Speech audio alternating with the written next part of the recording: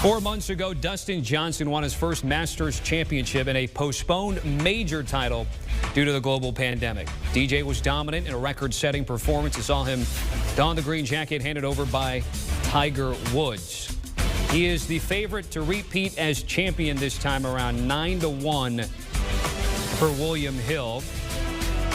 Bryson DeChambeau was the betting favorite going into that 2020 Masters at 8-1, and DeChambeau checks in at 11-1 there. So DJ was right behind DeChambeau 4 months ago in November. DJ now leading the way. By the way, John Rahm, he and his wife had their baby, so the Spaniard will play, and he checks in at 12-1. All right, to get us ready for this week, we got Nick Bogdanovich, Director of Trading, William Hill US, and Rick Gehman of Sportsline here, a data analyst. Nick, let me start with you. DJ is the favorite here. Where else is the money coming from, if not DJ? Yeah, actually co-favorites now. Jordan Spieth is dropping. They're betting him like the tournament's over with. About 2 months ago, we had him 60-1. He's now down to 10-1. So the liability is very, very large on Mr. Spieth.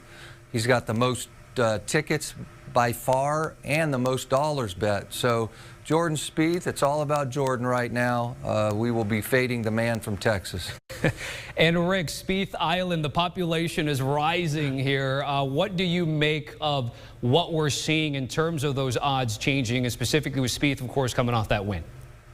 Yeah, it's certainly a two-pronged effort to get his odds as short as they are. Obviously, Jordan Spieth being incredibly public with how long his odds were a couple of months ago. Nick mentions that huge liability, but it's also well-deserved. I mean, since the start of the 2021 calendar year, he's much more reminiscent of the 2015 version of Jordan Spieth, which was historic, and we haven't seen him win but once, coming off of that victory at the Valero Texas Open, but he's hitting his irons beautifully. He's got that mojo back a little bit, and there could not be a better place for him to go to than Augusta National. All right, so now we're in a situation where we've got co-favorites, and we're taking a look at guys that have won the PGA Tour event prior to the Masters. It's a very short list, and Phil Mickelson was the last to do it there in 2006. We actually had Bones Mackay joining us talking about that particular year, and Phil getting it done where he was so dominant the week before and was able to win the Masters the week after. So, Rick, if I were to ask you then your pick to win, would it be Jordan Spieth, or is it another golfer on the board? Yeah, I missed out on the 60-1 number on Jordan Spieth just a bit ago, so I'm going with Patrick Cantlay. You know, Augusta National really requires you to be in complete control of your game, and that's what Patrick Cantlay is doing right now. Since the start of the calendar year, there's been no better player on the PGA Tour from tee to green. We have seen him win the Zozo Championship. We have seen him contend countless times since then, and Patrick Cantlay's demeanor, the fact that his heart rate seems to never get over 60 beats per minute, is certainly going to come in handy when he gets into some difficult situations and gets underneath the pressure at Augusta National. All right, you're on Patrick Cantlay coming in at 20-1. Nick, if I were to ask you, we're talking about Jordan Spieth and how his odds are shortening and money is backing him at the moment. Are there other golfers reversely, or conversely, I should say, on the other side that you've had to maybe raise their price just up a little bit?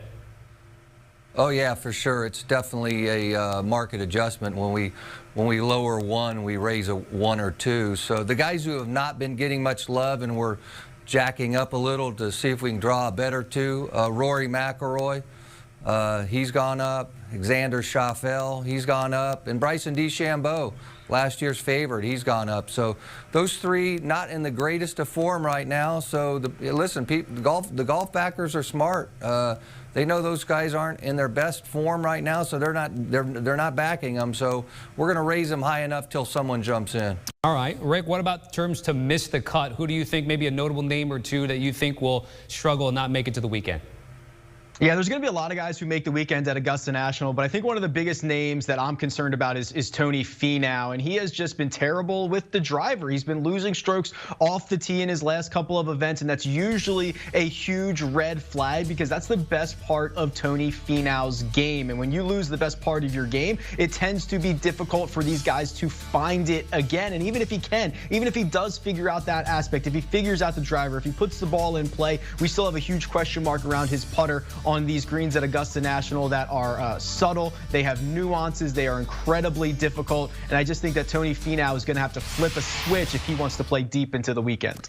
Nick, let me ask you, coming off the heels of the NCAA tournament, we're having the Masters back where we traditionally enjoy it here in mid-April. What's the ticket count and the money looking like for you guys compared to when we had this in November? Yeah, well ahead of schedule. People are in love with this. They want the Masters in April. Course is going to be playing a lot harder, firmer and faster than it was in November. And people are ready to go. They got their gambling shoes on. So NCAA's in our rearview mirror, and it's going to be all Masters this week. So Rick, people are going to be going to people like you to try to find a top 10 lock, if not taking a flyer, obviously, on a Patrick Cantlay at 20-1. You got any advice here? Yeah, I like the number on Webb Simpson right now to finish inside the top 10. You know, there was a time a couple of years ago we identified 3 or 4 courses that Webb Simpson could contend at. No more. He is a contender at every single event. The fact that he finished in the top 10 in the November version of this Masters, where Augusta National was much more wet, it was much more receptive for someone who is not a bomber like Webb Simpson. That should not have really been a good setup for him. But here we are, still finding his name on the first page of the leaderboard. Fast forward to now April, Nick mentions how much more firm and how much more fast Augusta National is going to play. That's a better setup for Webb Simpson. I think that when he walks off the tee box, he's one of the best players on the PGA Tour, and I think he contends again this week.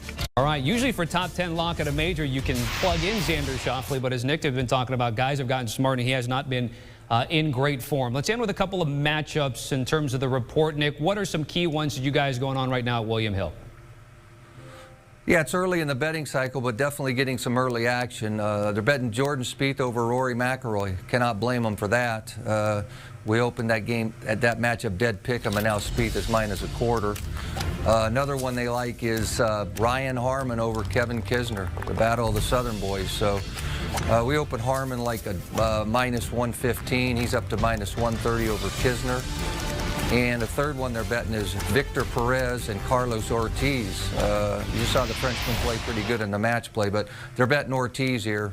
This opened Ortiz -15. He is now $1.30 over Victor Perez. All right, let's bring back that notable matchup, and Nick has been talking about some of the ones that have taken action so far. So, Rick, you have a play here on a notable matchup play, and it's actually one that's on this list.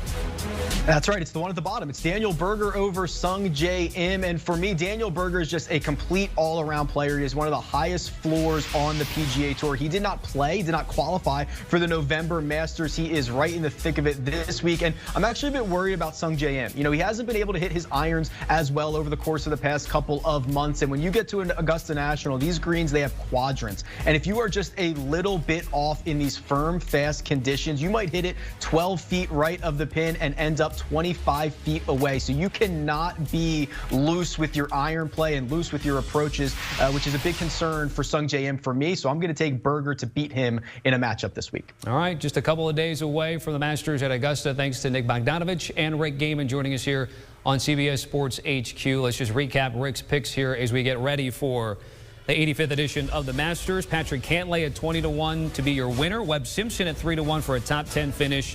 Fade Tony Finau, get plus money on that. And in terms of a matchup play, Daniel Berger over Sung Jae Im. And right now, everybody on that Spieth Island getting a piece of Jordan Spieth winning the Valero Texas Open and now has his eyes set on another green jacket.